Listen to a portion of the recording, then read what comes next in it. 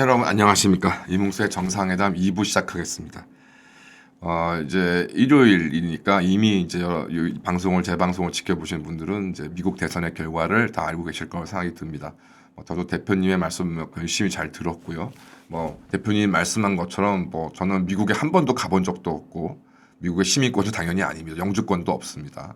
앞으로 생길 것 같지도 않습니다. 그러니까 도대체 미국의 대통령이 누가 되는 것이 대한민국과 대한민국 국민인 저와 저 가족들에게 그나마 좀 덜 불리할 것인가, 더 유리할 것인가가 이제 세상이고, 트럼프가 지금 이 집권 1기부터 내세웠던 그런 내용들이 점점 더 강화되면서 지금 여러 가지 불안 섞인 시선이 있고, 우크라이나 전쟁, 기타 등등에 있어서 우리나라의 국가적 안보 이익, 그리고 더군다나 대한민국의 그래도 미우나 고우나 대한민국의 경제를 뒷받침하고 있는 대기업들을 완전히 숨통을 끊을 수도 있는 일들을 벌일 수 있는 사람이기 때문에 더군다나 지금 이제 대표님도 그렇고 저도 느끼는 겁니다만은 전 세계적으로 지금 사실 여유 있는 나라가 없습니다. 심지어 전쟁에 올인하고 있는 푸틴 러시아도 이게 지금이야 허장성세를 부리고 있습니다만은 과연 이것이 올해를 잘 넘길 수 있을지,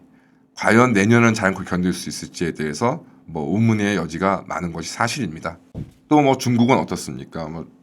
이번 주 이제 뉴스 첫머리 중에 이제 중공이 이제 대한민국 국민의 이제 입국 시 비자 면제를 해준다는 것이 아니라 이제 추진하고 있다라고 이제 이야기를 하고 지금 발표를 한 상황입니다. 여러 가지 해석이 나오는데 제가 가장 중요한 부분 중에 하나는 중공이 경제적으로 지금 너무 어려운 상황이기 때문에 어쨌든 내수를 좀 북돋기 위해서는 일본이 이제 아베 시절부터 환율을 끌어내리고 관광객을 유치하면서 지금은 이제 인플레 등의 부작용이 생겨서 지금 또 이게 어떻게 되려는지 모르는 상황이긴 합니다만은 어쨌든 특히 이제 소멸해 가는 지방을 그나마 좀 보존해 주는 그런 것들, 소멸을 좀 늦추는 그런 긍정적인 효과가 있었고, 중공도 마찬가지라고 생각합니다. 어쨌든 이제 내수 불황을 이제 관광객 유입 등으로 좀 더 이렇게 활기를 찾으려는 것이 가장 큰 이유 중에 하나가 아닐까 생각이 듭니다.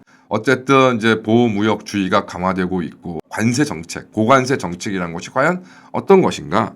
이런 것들이 이제 1929년 대공황과 관련해서 이제 이야기가 있습니다. 아시는 것처럼 이제 공황이라는 것은 이제 완전히 경제적인 불균형을 의미하겠죠. 그거에 대한 제가 전문적인 식견은 없습니다만은 이제 사실은 19세기에서도 일정하게 계속 이제 자산 가격이 붕괴하고 돈이 마르고 실업이 증가하고 이제 수요와 공급이 맞지 않는 일들, 이런 공황들이 계속적으로 이루어졌습니다. 1873년 등의 대공황 같은 사태가 있어서 서구 세계를 뒤흔들었던 적이 한두 번도 아닙니다. 그래서 자산 가격이 폭등하기도 하고 폭락하기도 하고, 그래서 금융이 경색되는 이런 것들이 주기적으로 발생했는데요. 굉장히 좀 잔인한 이야기지만 어쨌든 시장의 복원력으로 시간이 사실은 다시 이제 회복을 했고, 또 그렇게 회복된 이제 경기는 다시 또 거품이 끼면서 또 불황이라는 이제 이런 일들이 계속 되었습니다. 이러다가 이제 1929년에 대공황이라는 것이 이제 발생하게 됩니다. 1920년대는 미국 같은 경우에 특히 위대한 개츠비로 대표되는 시기입니다. 대공황 같은 재난은 더 이상 있을 수 없다. 이제 완전 고용, 이제 계속되는 풍요, 이제 끝없는 발전만이 이루어질 것이다라는 이제 그런 자신감과 낙관적인 전망들이 이제 미국 전체에 특히 가득하게 되면서 1920년대에 정말 엄청난 이제 소비와 향락이 춤을 췄었습니다. 그래서 이제 고전적인 경제학자들은 대공황의 원인을 들면서 연방 총수요 이런 부분들을 얘기한 것이 이제 케인지언, 그러니까 정부가 이제 수요를 주도적으로 창출해서 이제 불황을 극복해야 된다라는 것이 대표적인 것이고, 또 다른 경제학자들 같은 경우에는 생산 과잉으로 이루어진 것이니까 이런 것들 정부가 시장을 통제하고 통화량을 통제해야 된다, 이런 이야기를 해왔습니다. 1929년 월스트리트 대폭락과 1930년대 초반의 은행 공황들은 시간적으로 매우 갑작스러웠고 양적으로도 매우 극심한 피해를 초래했기 때문에 많은 사람들은 이제 자본을 잃은 사람들의 이제 지출의 감소, 이게 돈이 없으니까 이제 지출의 감소를 주장했습니다. 오히려 어떤 사람들은 연방준비제도의 과도한 정부 지출로 인해서 이제 가격이 쇠퇴했다라고 이제 정부를 비난하기도 했습니다. 그래서 이제 여기에 이제 이 즈음에 이제 이론적 정립을 한 것이 이제 케인지언들. 그래서 정부 지출을 확대해서 이제 이런 줄어든 총 수요를 공급을 해서 이제 불황을 극복해야 된다라고 했고, 여기에 대해서 이제 아시는 것처럼 1963년 신자유주의 경제학자인 밀턴 프리드먼 같은 사람은 연준의 통화량 감소 정책이 오히려 대공황을 부추긴 것이라고 주장하면서 이제 케인즈의 주장을 반박한 것이다. 그러니까 통화량의 문제였다. 통화량을 늘려서 해결했어야 되는 것이다. 이런 것들이 이제 이른바 통화주의, 주류 경제학의 기본적인 입장입니다. 역사적으로는 이제 1차 대전 이후에 이제 독일은 이제 물론 영국과 프랑스 또한 이제 엄청난 전쟁 피해로 이제 경제적 손실로 허덕일 수밖에 없는 상황이었고요. 그럼에도 불구하고 이제 당시 영국의 이제 재무상, 2차 대전의 영웅인 이제 영국의 재무상이었던 윈스턴 처칠이 이제 영국이 이런 불황, 여러 전쟁 피해에 대해서 복구를 해야 된다는 생각은 집어치우고 이제 금융 강국으로서 다시 이제 우선적으로 일어서야 되겠다는 것으로 이제 금본위제를 복귀를 선언하면서 영국 경제를 완전히 파탄으로 몰았고, 영국도 물론 전쟁으로 많은 피해를 입었습니다만은 인적, 물적 피해는 비할 바 없이 영국보다 비할 바 없이 더 많은 피해를 입은 프랑스 또한 전혀 다르지 않은 상황이었습니다.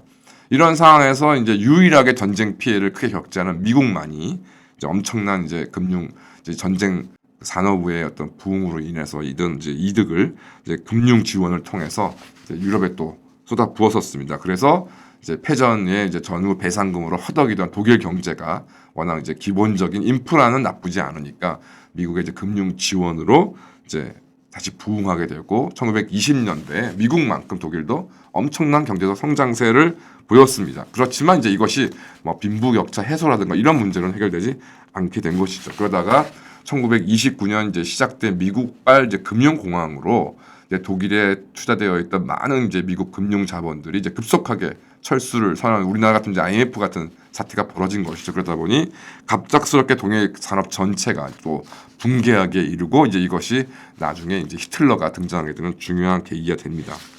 그래서 이 부분에 대해서 과거에는, 그러니까 주류 경제학자들의 입장 같은 경우에는 과거에는 이것이 이제 시장의 복원력에 의해서 시간이 지나면 이제 해결되는 것인데, 이것이 왜 지속되었는 것인가? 이 부분에 대해서 케인지언 같은 사람은 이제 정부의 지출로 불황을 극복해야 되는데, 이제 미국의 당시 이제 후보 대통령 정부 같은 경우는 이러지를 못했다. 그래서 이제 그런 케인지언의 정책에 그 어떤 기반을 둔 미국 이제 루즈벨트 대통령의 뉴딜 정책으로 이제 미국이 불황을 극복했다라고 얘기를 합니다. 그런데 최근에는 이제 제가 듣기로 이렇게 대공황의 여파가 사실상 1929년에 시작돼서 이제 2차 대전이 시작되는 1939년, 40년에 가도록 그 대공황의 여파가 끝나지 않았던 가장 큰 이유는 공화당이 주도했던 보호무역주의에 있다.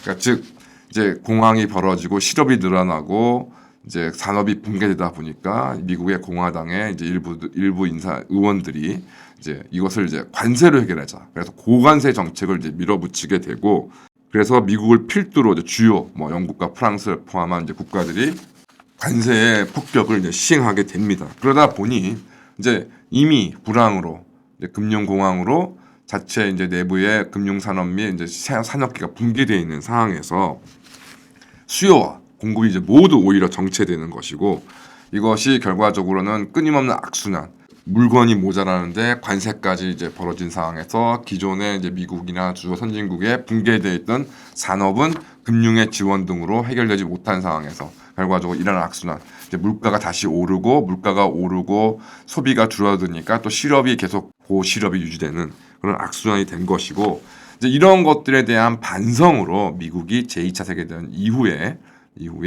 자유무역, 자유경제를 내세웠던 가장 중요한 이유가 여기에 있다고 생각합니다. 앞서 말씀드린 것처럼 이제 보호무역주의는 이제 미국을 중심으로 이제 영국과 프랑스가 이제 주도했었는데요. 당시 이제 그래도 미국은 큰 내수시장과 일부 식민지, 영국과 프랑스는 이제 거대한 식민지를 아직 유지하고 있었으니까 이런 보호무역 정책으로 인한 폐해에도 불구하고 나름 그래도 선방할 수 있었던 반면에, 당연히 이제 가장 큰 타격을 입었던 이제 대외 무역에 많이 의존하고 있던 독일과 일본, 현재 우리나라 마찬가지일 겁니다. 이런 독일과 일본이 가장 큰 타격을 받게 되었고, 양국에 이제 이른바 좀 형성되어서 안정화되고 있었던 중산층이 대거 이제 몰락하게 되면서 빈부격차가 극심하게 되고 이러한 이제 사회적 국제적 불안이 이제 전체주의가 도래하게 되는 가장 큰 계기가 된 것입니다. 일례로 이제 일본 군국주의의 이제 본격적인 시발, 정말로 제대로 된 이제 군국주의가 시작된 것이 1936년 2.16 사건, 2.16 이제 군사 쿠데타 시도였는데요. 이것을 주도한 이들은 이제 주로 서민층, 하층을 기반으로 성장했던 육군 장교들이 주도해왔고, 이들의 아주 근본적인 이제 불만은 이런 빈부 격차를 해소하는 데 있어서 기득권들이 아무런 역할을 하고 있지 않다는 것이었습니다. 여기에 대해서 이제 뉴딜 정책에 대해서는 뭐 여러 가지 이야기들이 있습니다만, 총체적으로는 이제 한참 이제 지난 후에는 뭐 뉴딜 정책은 예를 들어서 연방 정부의 비군사적 진출은 1929년 국내 총생산의 1.5%, 1939년에 7.5%, 그리고 연방 정부 등이 이제 확대가 되었지만 이것이 실질적으로 대공황의 극복에 도움이 되었다고는 보지 않는 것이 뭐 경제학자 대부분의 이제 입장들인 것 같습니다. 다만 이제 루즈벨트라는 사람이 굉장히 그 초엘리트 집안에 태어났지만 초반에는 청년기에는 승승장구했습니다만은 장년기에 이제 불의의 소아마비에 이제 감염되어서 이제 하반신 불구가 되고 이를 이제 딛고 일어서면서 이제 어떤 부잣집 도련님의 어떤 기득권의 어떤 모습이 아닌 무언가 좀 폭이 넓어진 사람이 되었고, 이 사람이 이제 당시에 발전되었던 라디오와 함께 이제 국민들의 노변 담화, 그래서 매주 정기적으로 대통령이 국민들에게 정부가 지금 실시하고 있는 정책의 의미나 이런 결과 등을 이제 공개적으로 이야기하는 그런 것들을 통해서 당시 어려움에 처했던 미국 국민들의 어떤 심정적인 걸 달려준 정치적인 효과는 분명히 있었다고 생각합니다. 이런 상황에서 이제 트럼프가 이제 이번에 고관세 정책을 이제 하겠다라고 이제 공언을 하고 있고, 뭐 우리나라뿐만이 아니라 이제 미국 같은 나라가 이제 고관세 정책을 이제 추구하게 된다면 뭐 나머지 국가들은 이제 이를 따라갈 수밖에 없는 상황이고, 이런 것들은 이제 뭐 미국들 포함한 특히 미국을 뺀 나머지 국가들에게서는 굉장히 큰 데미지가 있을 것이다. 엄청난 생각지 못한 경제적 위기가 초래될 수 있다.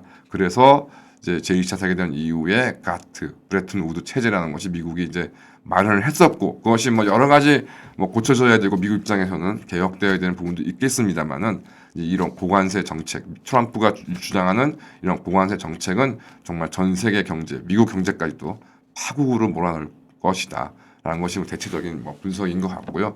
이런 부분을 보았을 때 대표가 대통령 선거에 관계없이 해리스가 당선되어야 한다. 그러니까 해리스가 좋다는 의미가 아니라 트럼프보다 그래도 해리스가 낫다는 말이 아마 저도 100% 공감하는 내용이었습니다. 하여튼 뭐 어떤 대통령이 된다 하더라도 우리는 우리대로 우리의 길을 가야 된다라는 것에는 저도 100% 동감합니다. 감사합니다.